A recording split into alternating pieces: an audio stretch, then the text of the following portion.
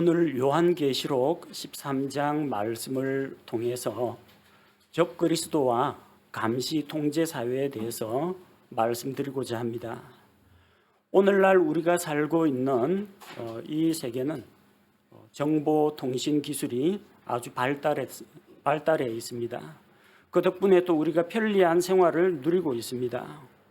컴퓨터나 스마트폰만 있으면 수많은 정보들을 검색하고 또 이용할 수가 있습니다. 인터넷 통신망만 연결되면 문자나 음성이나 또 화상통화 기능이나 이런 것들을 할 수가 있고요. 집에서 온라인으로 수업을 받을 수도 있고 집에서 재택근무도 할 수가 있습니다. 굳이 은행까지 가지 않아도 집에서 컴퓨터나 폰을 가지고 금융 거래를 할 수 있습니다. 이체를 할 수도 있고 공과금을 납부할 수도 있고 여러 가지 일들을 할 수가 있어요.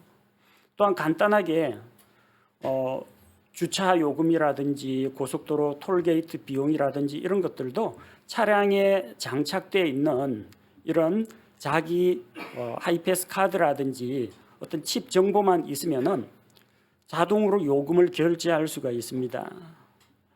각종 동사무소나 구청에서 보는 민원 업무도 집에서 대부분 해결할 수가 있습니다. 이렇게 편리한 환경 가운데 살다 보니까 사람들 반응이 크게 두 가지로 나뉩니다. 한 가지 반응은 세상 참 살기 좋아졌다, 이런 분들이 있습니다. 옛날보다 훨씬 이제 편리해졌기 때문입니다. 또 다른 분들의 반응을 들어보면요, 참 무서운 세상이다. 보통 이렇게 두 가지 이야기를 듣게 됩니다. 자, 편리한 세상이긴 한데 무서운 세상이 된 것도 사실입니다. 우리가 이용하고 있는 이 과학기술, 정보통신기술은 양면성을 가지고 있습니다. 과학기술에는 밝은 면과 어두운 면이 함께하고 있습니다.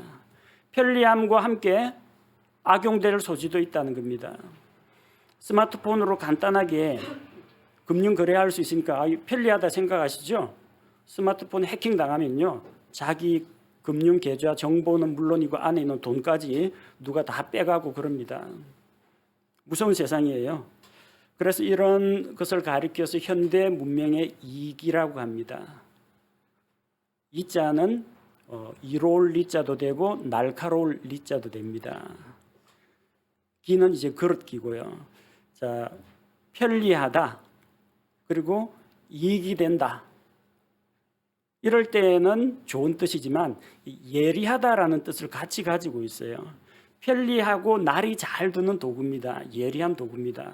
그래서 그 예리함에 의해서 상처를 받을 가능성도 있다는 것을 우리가 잊지 말아야 합니다. 자동차 있으면 편리하죠. 먼 거리를 빠르게 자기가 갈 수가 있기 때문에 여러 가지 면에서 편리합니다. 병원 가거나 쇼핑하러 가거나 여행 가거나 자동차 있으면 편리하죠. 근데 교통사고의 위험과 대기 오염의 문제를 같이 안고 있다는 겁니다. 그래서 우리는 과학기술이 주는 그런 편리함에 대해서 무시해도 안 되겠지만 또 그것이 가지고 오는 위험에 대해서 무지해서도 안 된다는 겁니다. 많은 사람들이 현재 사용되는 정보통신 기술이 안고 있는 문제들에 대해서 걱정하는 한편 장차 누가 이 정보통신 기술을 장악하면은 세계를 지배하고 통제하는 데 악용되지 않을까, 그렇게 염려를 합니다. 특별히 이 종말론에 대해서 관심이 있는 사람들은 적그리스도가 세상을 지배하고 감시하고 통제하는 수단으로 이런 기술들을 사용할 거라고 합니다. 그리고 오늘날 발달한 과학기술을 보니까 적그리스도의 시대가 가까웠다 생각하는 분들이 많습니다. 그래서 오늘은 성경 말씀을 통해서 마지막 때에 이 세상에 일어날 일들에 대해서 살펴보고자 합니다. 도대체 마지막 때, 마지막 날들이라고 하는데 그게 언제를 이야기하는가? 또 적그리스도라고 하는데 적그리스도가 언제쯤 나타나고 나타나서 어떤 일들을 하게 되는가? 마지막 시대를 맞이한 우리 성도들은 어떤 마음가짐으로 이 시대를 살아갈 것인지 함께 생각해 보고자 합니다. 먼저 마지막 때가 언제인지 생각해 보고자 합니다. 최근에 일어나는 많은 일들을 보면서 사람들이 자꾸 마지막 날이 가까웠다고 합니다. 전에 없던 이상한 질병이나 바이러스가 등장하고요. 세계 곳곳에서 국지전이 일어날, 전쟁이 일어날 그런 가능성이 보이고 있고, 발달한 교통, 통신, 과학기술 이런 것들을 보면서 사람들은 말세다, 마지막 때가 가까웠다 그렇게 이야기합니다. 과연 마지막 때, 마지막 날들은 언제일까요? 마지막 날들은 이미 시작이 되었습니다. 예수님께서 이 세상에 오셨을 때부터 마지막 날들은 이미 우리에게 다가왔습니다. 베드로전서 1장 20절 말씀을 보겠습니다. 베드로전서 1장 20절입니다. 베드로전서 1장 20절 말씀에 보니까 참으로 그분께서는, 예수님을 말합니다, 세상의 창건 이전에 미리 정하여 졌으되 이 마지막 때에 너희를 위해 드러나셨으며, 예수 그리스도께서 이 마지막 때에 드러나셨다고 합니다. 예수님께서 이 세상에 오셨을 때 그때가 마지막 때라는 이야기예요. 또 히브리서 1장 2절에서는 이렇게 기록하고 있습니다. 히브리서 1장 2절 말씀입니다. 히브리서 1장 2절에 보니까 이 마지막 날들에는 자신의 아들을 통하여 우리에게 말씀하셨으며 그분을 모든 것의 상속자로 정하시고 또 그분으로 말미암아 세상들을 만드셨느니라. 하나님의 아들 예수 그리스도, 그 예수 그리스도께서 우리에게 말씀하신 때, 예수님께서 이 땅에 오셔서 우리에게 하늘의 왕국에 대해서 말씀해 주시고 또 우리에게 하나님의 진리를 가르치셨을 그때가 마지막 날들이라고 합니다. 마지막 때, 마지막 날들은 이미 와 있습니다. 영어 성경에 마지막 날들, the last days라고 복수형으로 되어 있습니다. 마지막 날들이라는 게 몇 년, 몇 월, 며칠, 하루를 이야기하는 게 아니고요. days, 마지막 날들이라고 합니다. 그 마지막 날들은 기간을 이야기하는 것이 어떤 한 시점을 이야기하는 게 아니라는 겁니다. 예수님 오셨을 때 이미 마지막 날들은 시작이 되었습니다. 그리고 지금도 마지막 날 가운데 있다는 겁니다. 사도들 가운데 가장 마지막까지 남아있던 사도 요한은 자기가 사역을 하던 그 당시를 가리켜서 마지막 때라고 불렀습니다. 요한 1서 2장 18절 말씀을 보겠습니다. 요한 1서 2장 18절. 요한이 뭐라고 말합니까? 요한 1서 2장 18절에서 어린 자녀들아 지금은 마지막 때니라. 지금은 마지막 때니라. 사도 요한 당시가 마지막 때라는 겁니다. 적 그리스도가 오리라 함을 너희가 들은 것 같이 지금도 많은 적 그리스도가 있나니 이로써 지금이 마지막 때인 줄 우리가 아느니라. 예수님 오셨을 때도 마지막 때고요. 그로부터 AD 90년 100년 사도 요한이 살고 있던 그 당시 그때도 마지막 때고 지금도 마지막 때입니다. 그때에 비하면 지금은 마지막 날들 중에서도 거의 말기에 해당된다고 볼 수 있습니다. 그러니까 말세지말이라고 합니다. 말세 가운데에서도 거의 마지막이라는 이야기예요. 지금 우리는 다 같이 마지막 때를 살아가고 있는 중입니다. 마지막 때에는 적그리스도가 나타날 것이라고 했습니다. 적그리스도가 언제 나타나느냐, 적그리스도인지 아닌지 어떻게 판단하느냐, 성경 말씀에 기록이 되어 있습니다. 적그리스도라는 표현은 요한 1서와 요한 2서에 등장합니다. 영어에서 안티크라이스트라고 합니다. 안티란 말은 대적한다라는 뜻입니다. 그리스도를 대적하는 것이 적그리스도입니다. 적그리스도는 거짓 그리스도요, 예수 그리스도를 대적하는 자입니다. 어떻게 대적하느냐? 예수 그리스도의 진리를 부정하고 거짓을 가르치기 때문입니다. 누가 적그리스도냐? 요한 1서 2장 22절 말씀에 이렇게 기록되어 있습니다. 요한 1서 2장 22절. 예수님께서 그리스도이심을 부인하는 자가 아니면 누가 거짓말하는 자냐? 아버지와 아들을 부인하는 자는 적그리스도니라. 적그리스도의 교리 아주 단순합니다. 예수 그리스도가 구원자, 하나님의 아들 구원자이심을 부인하는 것이 적그리스도요, 거짓말하는 자라는 겁니다. 예수 그리스도, 하나님의 아들을 부인하는 적그리스도는 하나님도 부정합니다. 아버지와 아들을 부인하는 것이 적그리스도입니다. 또한 요한 1서 4장 3절 말씀을 보면은 요한 1서 4장 3절에서 예수 그리스도께서 육체 안에 오신 것을 시인하지 아니하는 영마다 하나님께 속하지 아니하였나니 이것이 적그리스도의 그 영이니라. 그것에 관하여는 그것이 옳으라는 말을 너희가 들었거니와 그것이 지금 이미 세상에 있느니라. 사도 요한 당시에 이미 이 적그리스도의 영, 그리스도 예수를 부정하는 자들이 있었고 거짓 교리를 가르치는 자들이 있었다는 겁니다. 그들은 예수 그리스도께서 육체 안에 오신 것을 부정합니다. 하나님이신 예수 그리스도, 하나님의 아들 예수 그리스도께서 사람의 몸으로 이 세상에 오신 것을 부정하는 자가 적그리스도라는 겁니다. 이걸 부정한다는 것은 예수님의 처녀 탄생을 부정하는 겁니다. 예수님이 사람의 몸으로 오셨다는 것을 부정합니다. 예수 그리스도의 십자가 죽음을 부정합니다. 사람의 몸으로 오셨기 때문에 예수님이 피 흘리고 죽으심으로 우리 죄를 대속할 수 있는데 예수님이 몸으로 오신 사실, 육체로 오신 사실을 부정한다는 것은 예수님의 십자가 죽음을 부정하는 겁니다. 십자가 죽음을 부정하면 어떻게 됩니까? 죽음이 없으면 부활도 없습니다. 예수님의 부활도 부정하고 예수님 부활하지 못했으면 그리스도인들도 부활 못합니다. 따라서 우리 몸의 부활, 우리의 영원한 소망인 몸의 부활조차도 부정하는 겁니다. 이것이 바로 적그리스도의 영입니다. 이것이 바로 적그리스도가 가르치는 교리라는 겁니다. 적그리스도는 사도 요한 당시에도 있다고 했고 또 사도 요한은 적그리스도가 오리라고 했습니다. 조금 헷갈릴 겁니다. 적그리스도가 앞으로 오는 겁니까? 아니면 지금도 있는 겁니까? 예. 그래서 우리가 단수와 복수 구분을 잘 해야 됩니다. 적그리스도가 있고 많은 적그리스도들이 있습니다. 요한일서 2장 18절을 조금 자세히 보도록 하겠습니다. 요한일서 2장 18절. 요한일서 2장 18절에 보니까 어린 자녀들아 지금은 마지막 때니라 적그리스도가 오리라. 단수입니다. 적그리스도가 오리라 함을 너희가 들은 것 같이 지금도 많은 적그리스도들이 있나니. 여기 영어 성경에는 many antichrists 복수로 되어 있습니다.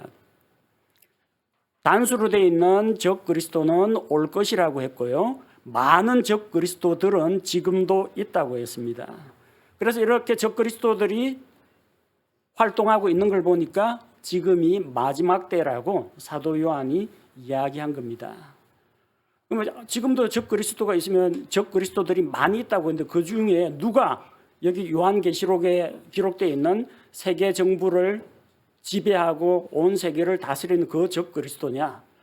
이 적그리스도에 대해서는 있다라고 하지 않고 오리라 한 말을 너희가 들었다고 했습니다. 그 적그리스도는 올 것입니다. 그래서 지금도 수많은 적그리스도들이 예수 그리스도를 부정하고 예수님께서 몸으로 오셔서 우리 죄를 대속하신 것을 부정하는 적그리스도들은 많이 있는데 마지막 때에 온 세계를 지배하고 다스리는 그 적그리스도는 앞으로 오게 될 것이라는 겁니다. 단수와 복수를 잘 구분하시기 바랍니다. 그럼 적그리스도는 언제 올 것인가? 우리가 말하는 그 단수로 되어 있는 세계를 지배할 적그리스도는 언제 오는가? 요한계시록 2장과 3장에는 교회 시대가 기록되어 있습니다. 소아시아 지역에 있는 7 교회가 등장하고 이것은 그 당시에 있던 실제로 존재하던 7 교회인 동시에 교회 역사 가운데 나타났던 특정한 교회 시대를 이야기합니다. 그리고 그 교회 시대는 요한계시록 3장에서 끝나고 요한계시록 4장에서는 이리로 올라오라 라는 하나님의 말씀과 함께 신약교회는 하늘에 가 있게 됩니다. 요한계시록 5장 9절에 보면은 교회가 휴거된 이후 하늘에 있는 모습을 보여주고 있습니다. 요한계시록 5장 9절에 그들이 새 노래를 불러 이르되 주께서 그 책을 취하시고 그 책의 봉인들을 열기에 합당하시나이다. 주께서 죽임을 당하시고 주의 피로 모든 족속과 언어와 백성과 민족 가운데에서 우리를 구속하사 하나님께 드리셨으며, 개역 성경에서는 요 구절이 우리를 구속하사가 아니라 사람들을 구속하사라고 되어 있습니다. 그럼 그 사람이 누군지 우리는 알 수가 없게 됩니다. 그러나 여기에 보면 우리를 구속하사, 그러니까 이 우리를 구속하사, 우리는 누구냐? 어린 양 예수 그리스도의 피로 구속받은 사람들입니다. 누구겠어요? 신약교회 성도들입니다. 요한계시록 5장 9절에 나오는 이 찬양은 셋째 하늘에 있는 하나님의 왕좌 앞에서 구원받은 신약 성도들이 드리는 찬양이라는 겁니다. 예수님의 피로 구속받은 자들이 드리는 찬양입니다. 교회가 이 땅에 있지 않고 하나님의 왕좌 앞에 가 있다는 이야기입니다. 그래서 신약교회는 하늘로 들려 올라간 이후 올라가고, 그 다음에 요한계시록 6장부터 환란기가 시작이 됩니다. 하늘에서 막 재앙들이 쏟아지기 시작합니다. 환란기 중에는 이 땅에 교회가 없습니다. 신약교회가 없습니다. 환란기 중에도 성도들은 나옵니다. 성도들이 자기의 믿음을 지켰나니, 성도들이 마귀의 권세와 싸우는 이야기는 나옵니다. 그 성도는 신약교회 성도가 아니라 환란기 성도들을 이야기합니다. 교회는 나중에 요한계시록 22장에 가야 어린 양의 신부로 다시 등장합니다. 환란기 중에는 이 땅에 교회가 없다는 거예요. 적그리스도는 언제 등장하느냐? 신약교회가 휴거된 이후, 예수님께서 공중 강림하심으로 믿는 우리가, 그리스도 안에서 죽은 자들은 부활의 몸을 입고 살아서 예수 그리스도의 다시 오심을 직접 경험하게 되는 자는 몸이 변화되어 가지고 공중으로 들려 올라가게 됩니다. 교회가 휴거된 이후에 이 땅에는 환란이 쏟아지고, 또 이 환란과 어수선한 상황을 수습하기 위해서 세계 정부가 구성되고 그 우두머리가 적그리스도가 될 거라는 겁니다. 적그리스도는 거짓 평화로 세상 사람들을 속이고 권력을 잡게 됩니다. 그리고 마귀로부터 권능을 받아서 7년 환란기 동안 온 세상을 정복하고 다스리게 됩니다. 적그리스도는 사람들로 하여금 하나님께 경배하는 것을 금하고 자기에게 경배할 것을 강요하게 됩니다. 원래 마귀가 그렇습니다. 마귀가 왜 반역을 했습니까? 하나님께 영광 돌리지 않고 하나님의 영광을 가로채고 자기가 하나님보다 더 높아지려고 했던 것입니다. 적그리스도가 하는 일은 마귀의 일입니다. 존귀와 영광을 받으시기에 합당하신 하나님 대신에 짐승의 형상에게, 마귀에게, 적그리스도에게 경배를 강요하게 됩니다.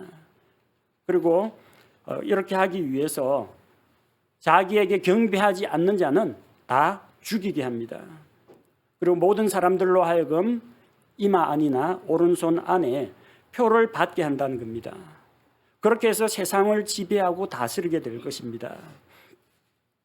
적그리스도가 어떻게 세상을 감시하고 지배하고 통제하고 다스리느냐, 그를 위한 기반 기술들이 지금 벌써 많이 나와 있습니다. 첫 번째는 사람의 신분을 확인하는 기술입니다. 옛날에는 우리 어떻게 했습니까? 물어가지고 했죠. 이름, 주소 이거 물어봤습니다. 그러다 이제 주민등록증이 나와가지고 주민등록증을 보여줬습니다. 근데 주민등록증이 또 위조가 될 수도 있고 그러잖아요. 그러니까 여러 가지 본인을 인증하는 수단이 나옵니다. 휴대폰 인증도 나오고, 아이핀도 나오고, 공인인증서도 나오고, 신용카드도 나오고, 이런 것들을 본인 확인 수단으로 사용합니다. 지금 대부분의 정보들이 디지털화되어 가지고, 여러분의 신상 정보가 디지털화되어 있어 가지고 인터넷을 통해서 전자정부, 민원24 이런 데 들어가서 여러분들이 주민등록 등본을 뗄 수도 있고, 또 전입 전출 신고도 그것을 통해서 할 수가 있게 되어 있습니다. 이름, 주소, 직장, 결혼, 가족 상황, 건강 이런 모든 정보가 개인의 이름 혹은 주민등록 정보하고 같이 저장될 수 있다는 겁니다. 아마도 적그리스도가 등장하면은 이런 개인 식별 코드와 연계된 개인의 정보들을 총괄해서 이용하려고 할 것입니다. 짐승의 표에 수많은 정보들이 담길 수가 있습니다. 그 짐승의 표가 구체적으로 무엇인지는 아직 알 수는 없습니다. 옛날에 몇십 년 전만 하더라도 바코드 있죠. 상품의 바코드가 짐승의 표라고 했습니다. 근데 지금은 또 바뀌어가지고 생체에 이식하는 마이크로칩이 아마 적그리스도의 표가 될 거라고 했습니다. 뭐가 될지는 그보다 더 뛰어난 기술이 나올 수도 있기 때문에 구체적으로 어떤 것이 짐승의 표가 될지 우리는 알 수가 없습니다. 이런 마이크로칩이라든지 뭐 생체 이식 칩 같은 것이 신분증이나 신용카드, 출입증, 여권 대신 이용될 수 있다는 겁니다. 또 그런 것들이 없더라도 지문 인식, 그리고 눈의 홍채 인식, 그리고 안면 인식 기술을 통해 가지고 개인을 식별할 수가 있습니다. 이런 정보들이 전 세계로 연결되는 정보통신망과 연결되면 세상 모든 사람들의 정보가 어떤 절대자의 손에 놓여가지고 이용당하고 지배당하고 조종당할 수가 있다는 겁니다. 주변에 있는 뛰어난 우리 정보통신 기술들을 보면은 정말 이런 일이 멀지 않았다는 것을 알 수가 있습니다. 두 번째는 식량 배급을 통제하게 될 겁니다.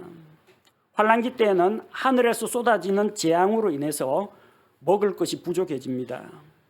요한계시록 6장 6절에 보면요.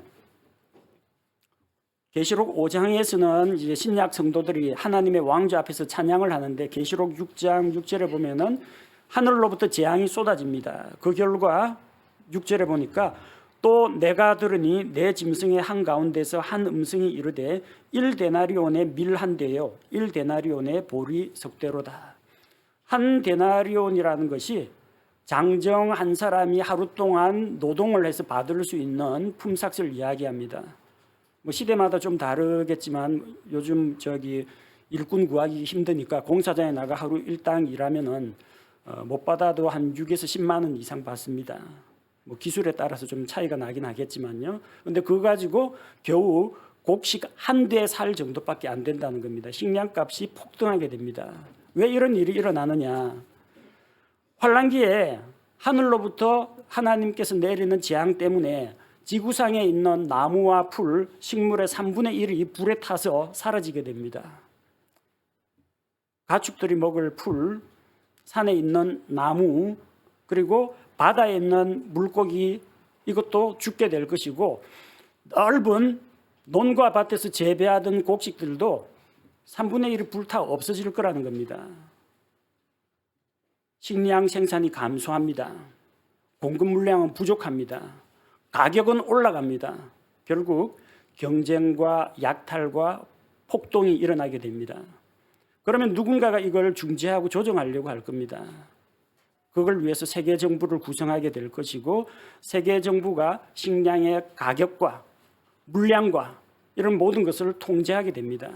그래서 식량을 배급제로 한다든지 1인당 구매 물량을 제한하게 될 겁니다. 무슨 그런 일이 일어날 수가 있느냐. 마트 가면 쉽게 구할 수 있는 게 쌀, 보리인데 여러분 마스크 한번 생각해 보십시오. 이전에 마스크 대란이 일어났죠.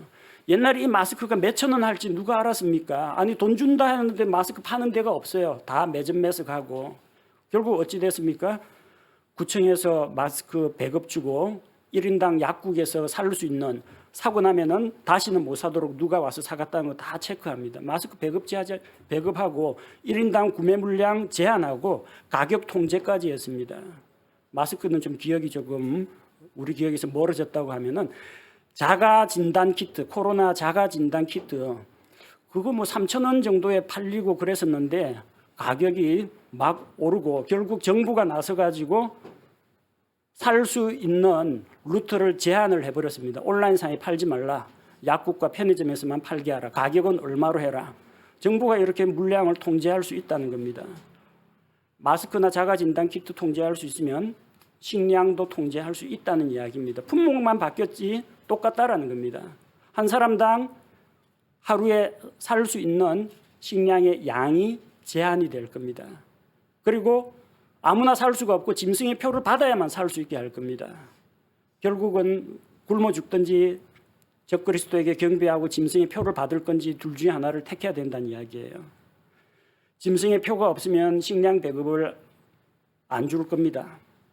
아니 돈이 있어도 짐승의 표가 없으면 식량을 살 수 없도록 만들게 될 겁니다.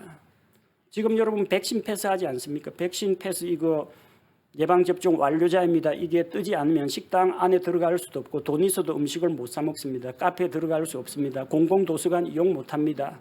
공공시설 출입이 제한이 됩니다.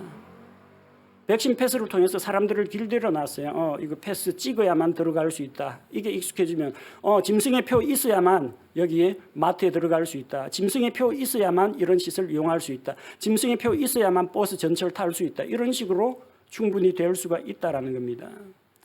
백신 패스가 짐승의 표라는 이야기는 절대 아닙니다. 다만 기반 기술이 될 수가 있다는 것이고 사람들을 그렇게 감시 통제에 익숙하도록 길들이는 밑거름이 될 수가 있다는 겁니다. 세 번째는 금융거래를 통제하게 될 겁니다. 17절에 보니까 그 표나 그 짐승의 이름이나 그의 이름의 수를 가진 자 외에는 아무도 사거나 팔지 못하게 하더라. 자, 매매거래, 금융거래 이런 것들이 다 제한을 받습니다. 짐승의 표 안에 은행, 예금, 대출, 보험, 신용정보 이런 것들을 다 넣을 수가 있다는 거죠. 짐승의 표가 없으면 은행 거래를 못하게 합니다. 상품이나 서비스를 사거나 팔거나 할 수 없도록 만듭니다. 지금 세상이 많이 바뀌어가지고 현금 없이 거래하는 것이 가능합니다. 옛날에는 집에서 나설 때 적어도 1,000원짜리 몇 개 하고 또 전화 걸지 모르니까 동전, 공중전화기에 동전 넣어야 전화가 되니까 동전 넣고 그다음에 버스 타려면 회수권, 토큰, 버스표 넣고 그래야 안심이 돼가지고 밖에 나다녔습니다. 지금은 다 필요 없고 휴대폰 들고 다니거나 신용카드 갖고 다니면 다 해결이 되는 그런 추세입니다. 대부분의 물건은 뭐 많이 사건 적게 사건 신용카드 결제가 가능한 상태입니다. 버스, 지하철 요즘 현금 내고 타는 사람은 그리 많지 않습니다. 뭐 티머니를 사용하든지 버스 카드를 사용하든지 아니면 신용카드를 찍고 버스 요금, 택시 요금 결제 가능합니다. 그리고 누군가로부터 이 쿠폰 있죠. 뭐 카카오톡으로 선물 주고받기 해서 전자상품권 같은 걸 받아가지고 그걸 제시하면은 매장에서 실물, 뭐 케이크나 빵이나 커피하고 바꿔줍니다. 옛날 사람 들으면은 참 이게 이해가 안 될 이야기지만 우리는 그게 너무나 당연한 세상에 살고 있습니다. 아예 신용카드 꺼낼 필요도 없이 차 타고 휙 지나가면 자동으로 결제가 됩니다. 맥도날드라든지 스타벅스에서 뭐 햄버거를 산다든지 커피를 주문하면은 주문하고 드라이브 스루라고 해서 차량 정보와 신용카드 정보가 이제 연계가 돼 있을 경우 이 차량 번호판을 찍어 가지고 그 사람이 주문한 물건의 금액을 그 카드 계좌에서 빼가는 방식입니다. 우리 고속도로 지나갈 때 톨게이트에서 옛날에는 현금 주고받고 했지만 요즘은 하이패스 장착 차량들은 그냥 휙 지나갑니다. 그러면 어디에서 어느 구간까지 얼마 나왔다가 자동으로 요금이 빠져나가게 됩니다. 주차 요금 역시 마찬가지입니다. 요즘은 주차 요금 내는데 주차장 관리 요원들이 돈을 자기 주머니에 챙기는 걸 막기 위해서 현금을 안 받는 주차장들이 있습니다. 현금 안 하고 무조건 신용카드 아니면 교통카드로만 결제하는 그런 주차장들이 늘고 있습니다. 그 외에도 네이버페이라든지 카카오페이라든지 비트코인이라든지 이런 전자화폐들이 일상적으로 사용되고 있습니다. 이건 상당히 무서운 일입니다. 세계 정부가 금융거래를 완벽하게 통제하기 위해서 현금을 없애버리고 전자화폐로만 거래할 수 있도록 만들어버릴 수가 있다는 겁니다. 이미 그런 조짐들은 우리 주변에 나타나고 있습니다. 그래서 세계 정부는 누가 어디에서 무엇을 얼마만큼 구입했는지 다 조회가 가능합니다. 또 특정인의 계정에 돈을 집어넣어 줄 수도 있고 디지털 정보를 집어넣는 거지 뭐 돈을 주는 건 아닙니다. 근데 이 사람의 통장 잔고를 이렇게 불려줄 수도 있고 만약에 자기에게 경배하지 않는 자는 가산을 정몰한다 했는데 그 사람의 금융 계좌를 제로로 만들어 버릴 수가 있습니다. 통장에 분명히 내 돈이 있었는데 적그리스도의 정부가 적그리스도에게 경배하지 않는 자는 재산을 몰수한다 해가지고 계좌 잔액을 0으로 만들어 버릴 수가 있다는 겁니다. 무서운 세상이라는 거죠. 편리한 세상이 아니라 무서운 세상입니다.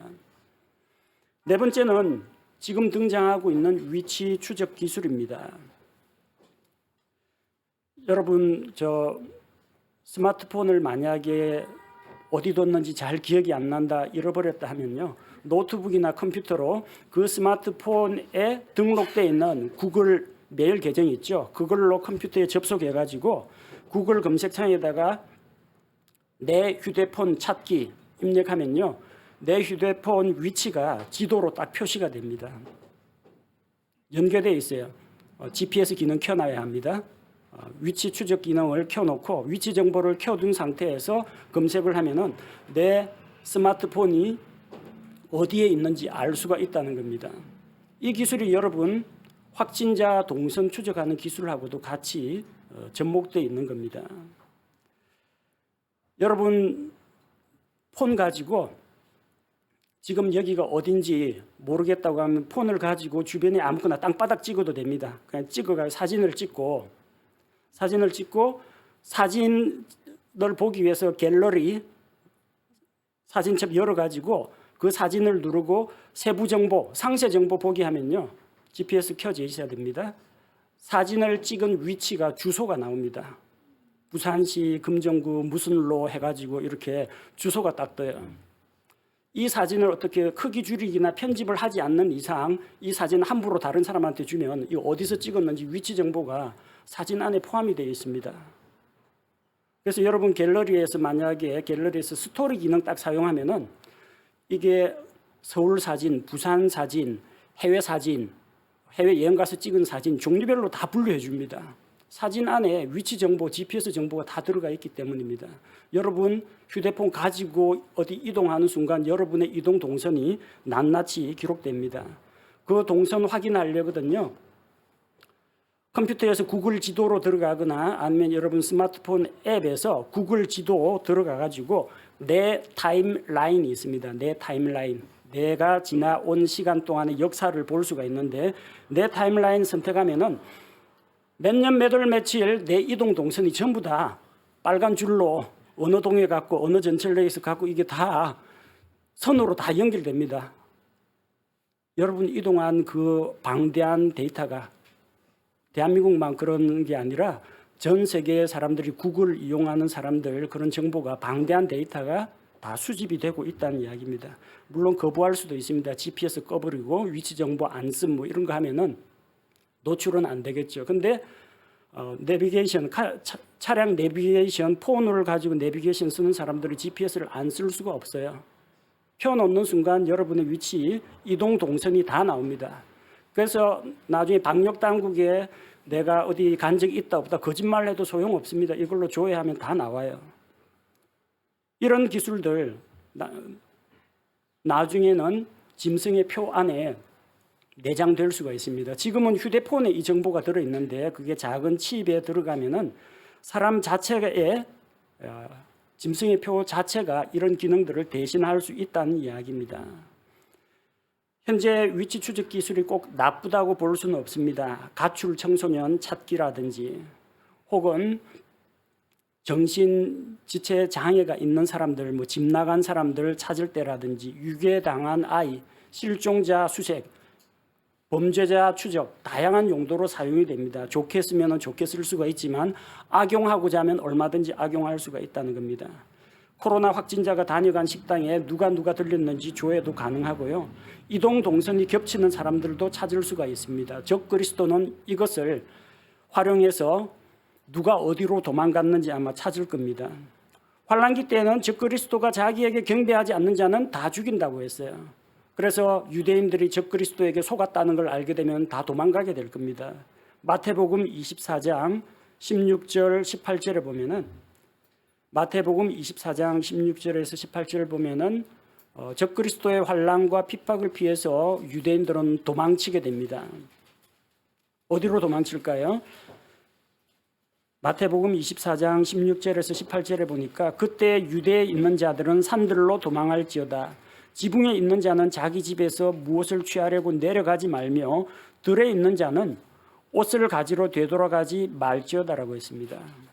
이 도망간 유대인들 잡으려면 위치 추적 기술 이런 거 가지고 잡아낼 수가 있다라는 거죠.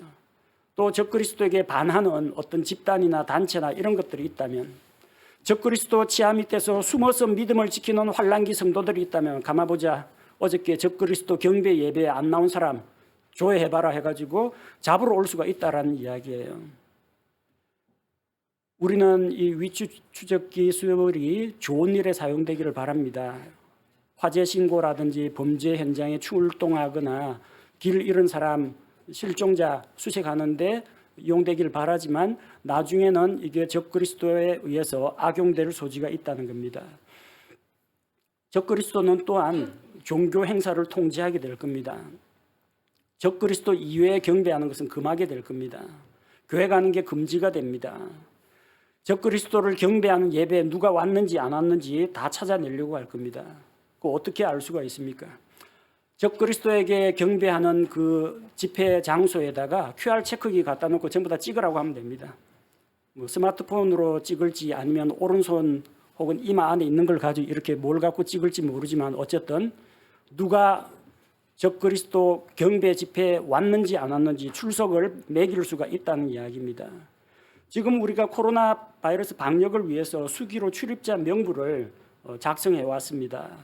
그리고 어느 식당에 내가 들렀을 때 방역을 위해서 080으로 시작되는 전화를 걸어가지고 내가 이 식당에 방문했다는 기록을 남겼습니다. 혹은 이제 QR코드를 찍어가지고 내가 여기 들렀다라는 흔적을 남겼습니다. 어떤 교회 가면은 성도들이 들어오면은 안면 인식 카메라를 통해 가지고 아무개 몇 구역에 아무개 성도 출석했다 출석 안 했다 자동으로 출석을 매긴다고 합니다. 지금은 우리가 누가 어디에 다녀갔다라는 용도로 사용되겠지만 나중에는 누가 안 왔느냐 요거 잡아내는 수단으로도 사용될 수가 있다는 겁니다.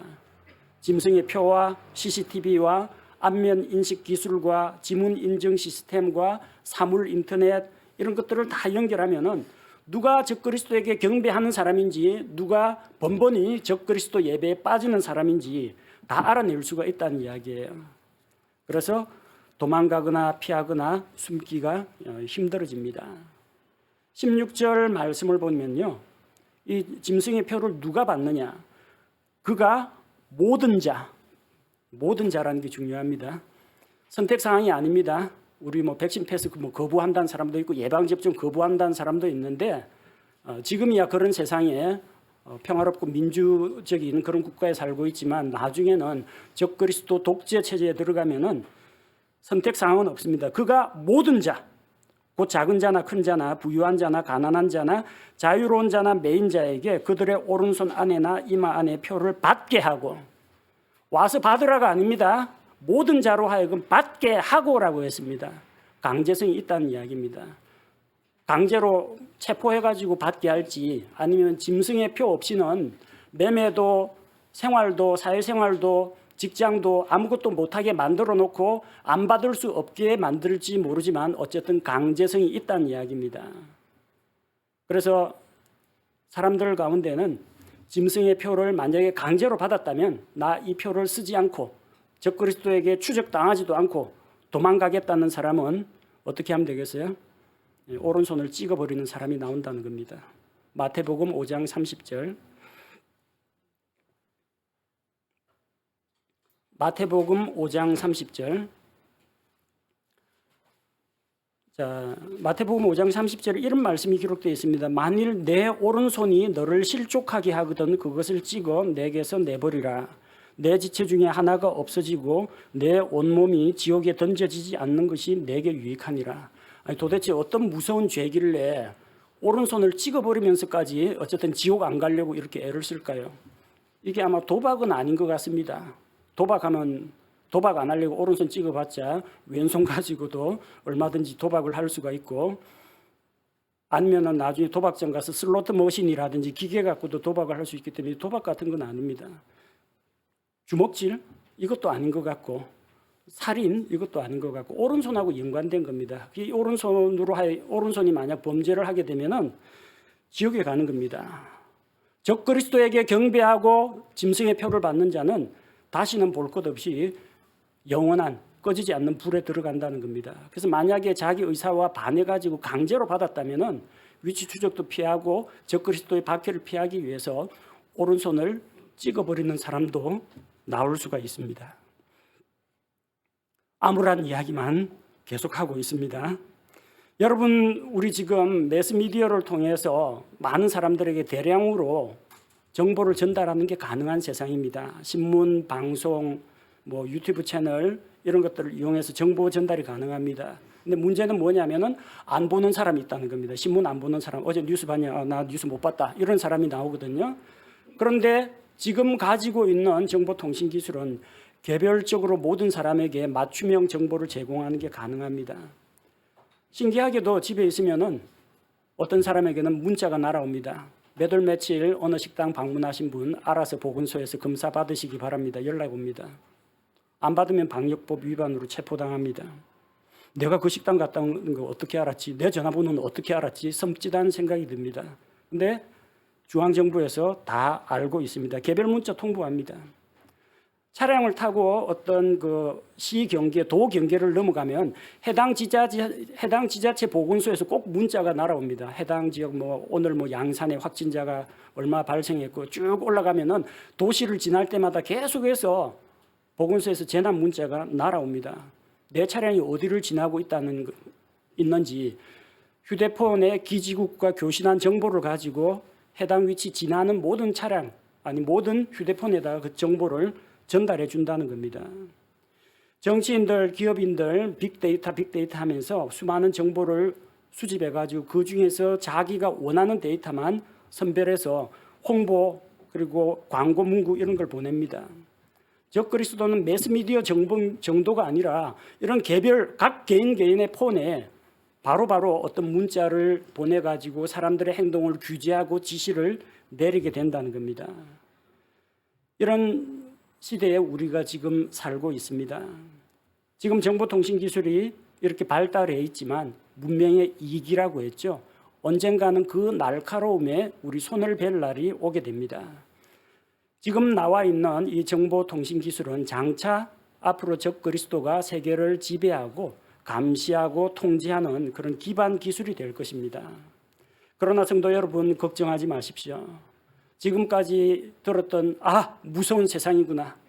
이거 말고 우리는 성경 말씀 가운데에서 위로와 소망을 찾아야 합니다. 지금은 말세지말이라고 합니다. 시계로 따지면 종말이 밤 12시라면 지금 한 11시 55분 정도 온 것 같습니다.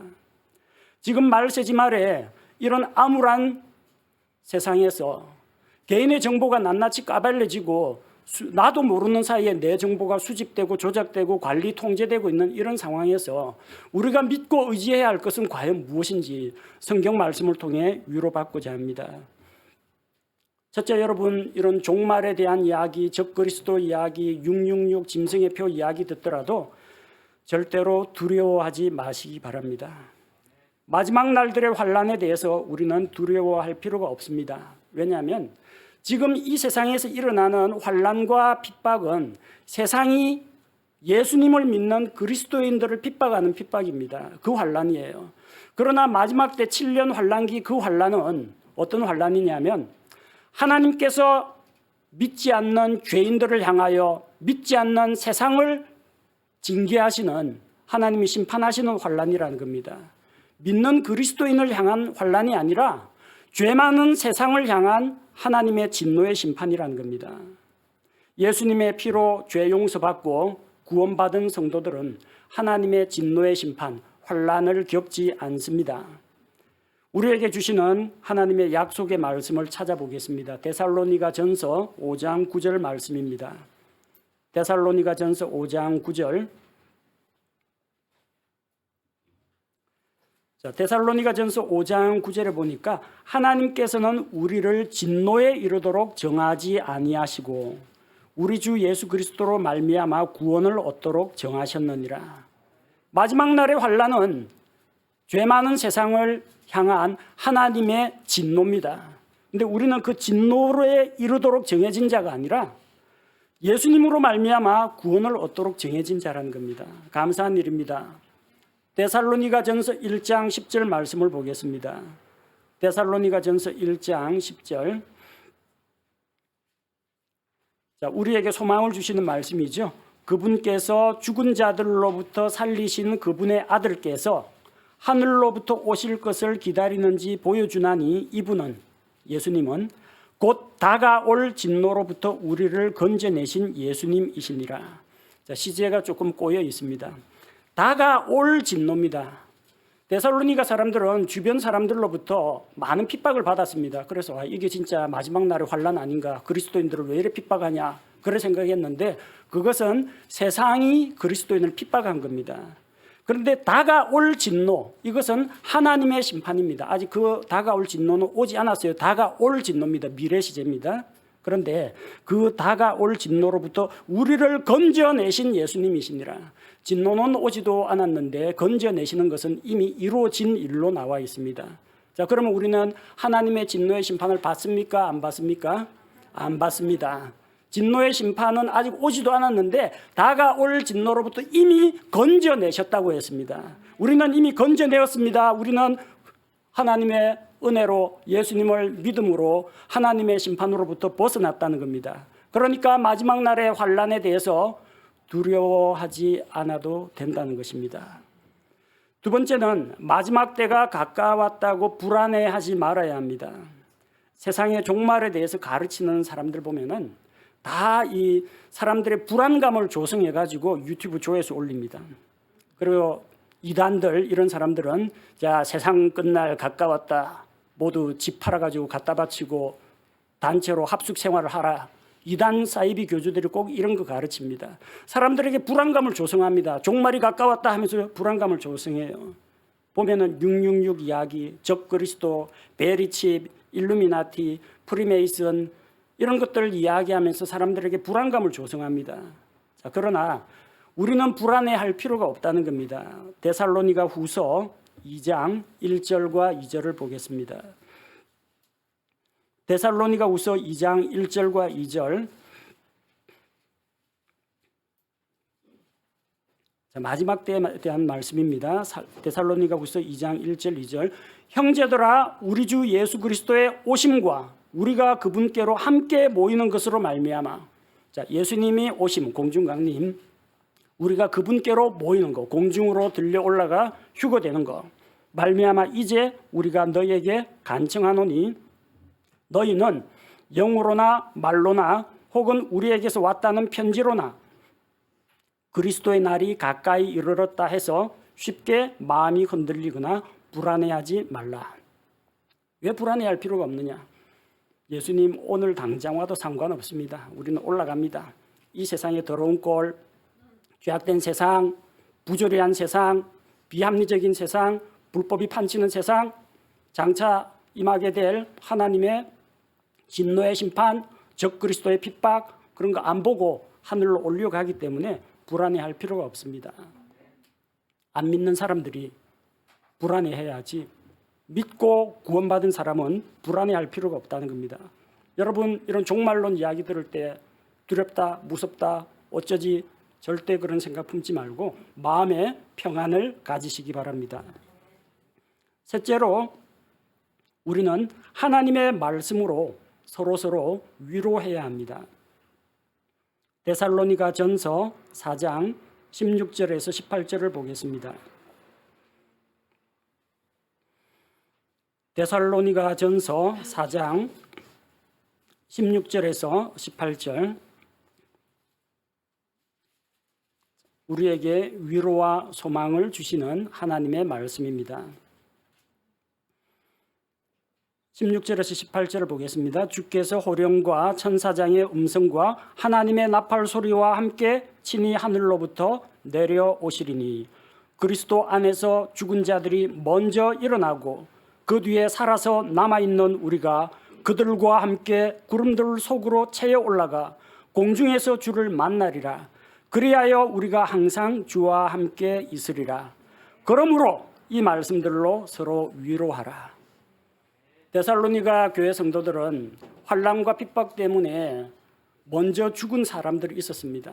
그래서 그 죽은 자들 때문에 어떡하나 슬퍼했는데 바울은 데살로니가 교회 성도들에게 두려워하지 말고 불안해하지 말고 소망을 가지라고 합니다. 왜? 그리스도 안에서 죽은 자들은 예수님 공중 강림하실 때 몸이 부활하게 되고 살아있는 우리는 몸이 변화가 되어서 예수 그리스도 계신 공중으로 올라가서 예수님께서 하늘에 예비하신 처소, 내 아버지 집에 거할 곳이 많도다. 내가 너희를 위하여 처소를 예비하러 간다.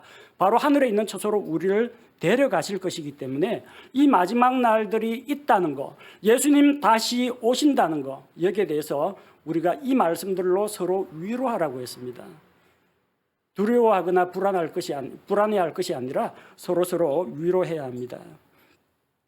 네 번째로 우리 주님께서 다시 오시는 날을 소망 중에서 기다려야 합니다. 디도서 2장 13절 말씀을 보겠습니다. 디도서 2장 13절.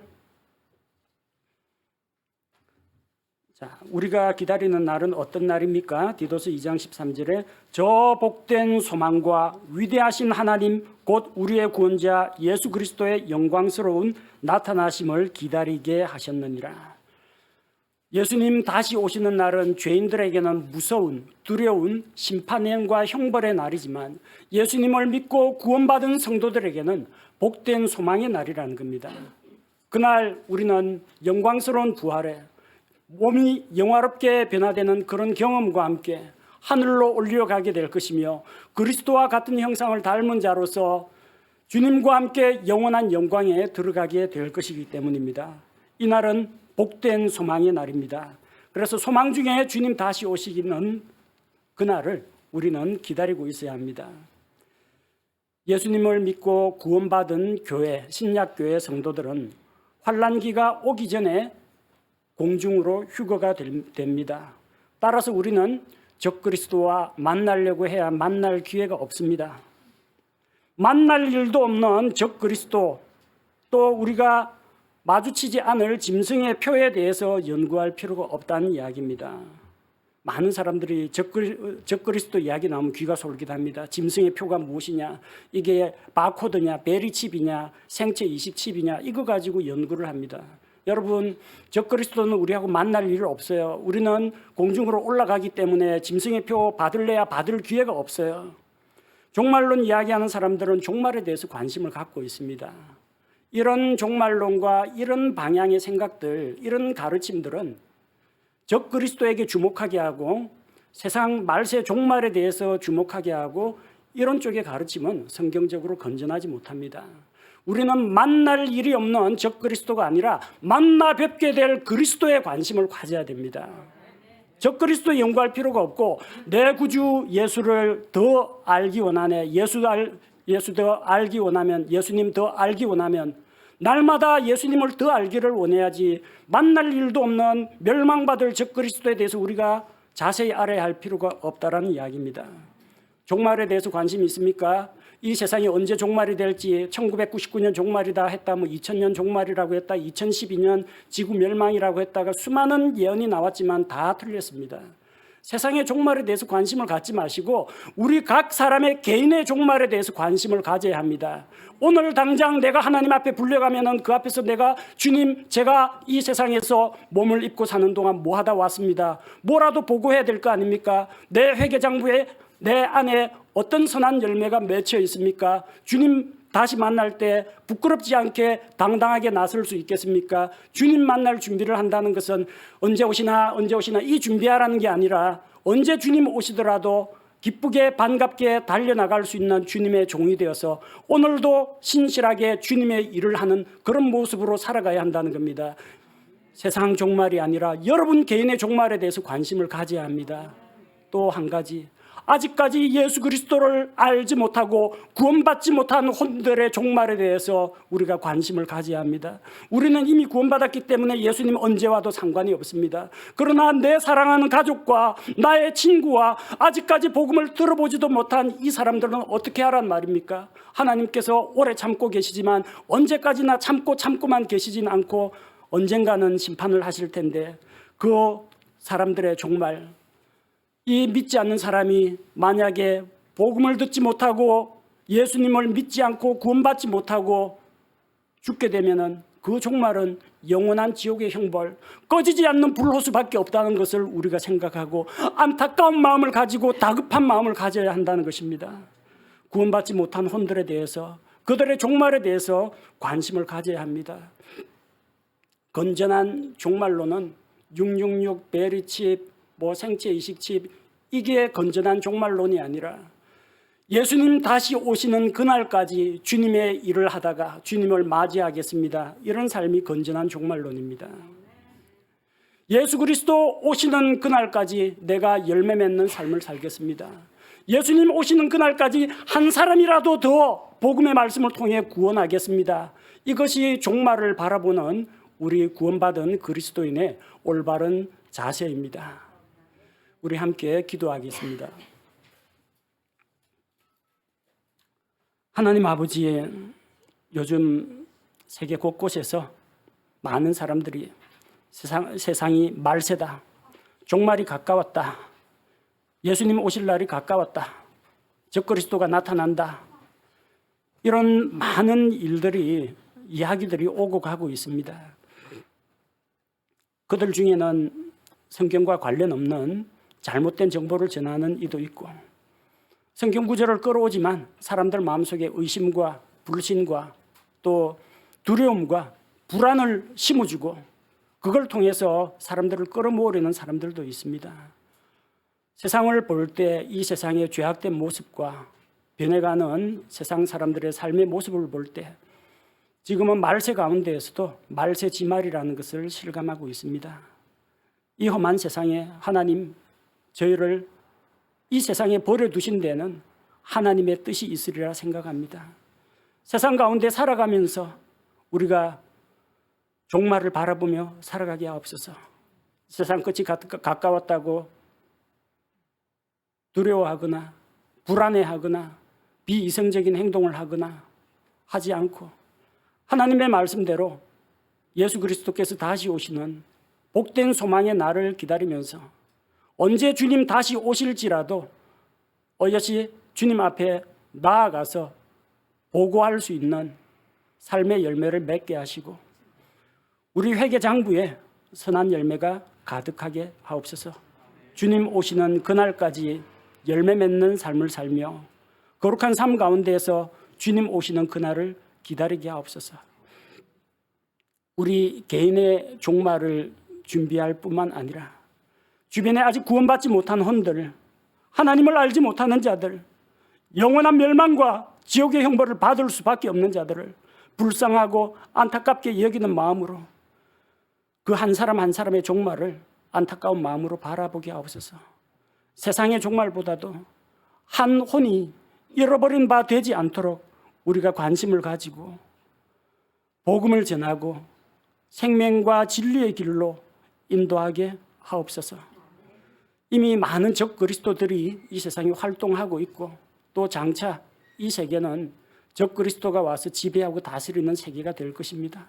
하지만 그 이전에 예수님 공중으로 오셔서 그리스도 안에서 죽은 자들과 예수님을 믿고 구원받은 살아있는 모든 성도들을 데리고 영원한 하늘의 처소로 데려가신다는 것을 믿고 감사를 드립니다.